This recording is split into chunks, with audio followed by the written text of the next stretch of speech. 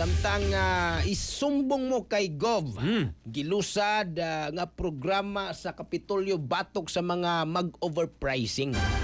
Ato nito message, ato mong sumbong dito. Isumbong dito, isumat. Atong i-check ang dugang detalye katropang Almi Mata. XFM Report.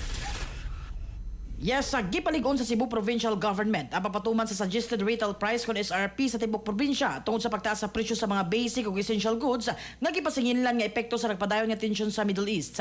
Karong adlaw, gilunsad sa Kapitolyo ang bagong online reporting system nga gitawag og isumbong kay Gov nga ma-access pinaagi sa Google Form o QR code.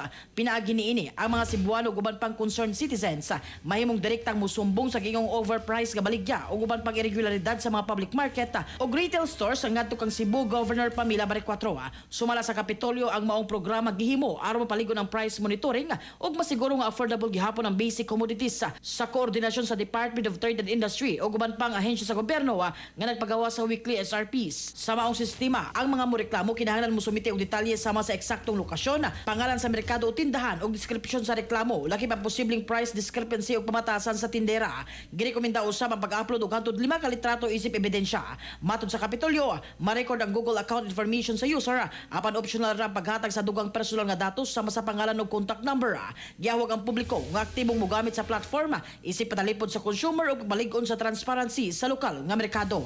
Mga katropa, alang sa mapahimsog sa panlawas, inumong Santhona Plus Gold alang sa nagkahiusang Pilipino para sa Pilipinas. Kini inyong katropa Almi Mata, XFM News. XFM Report.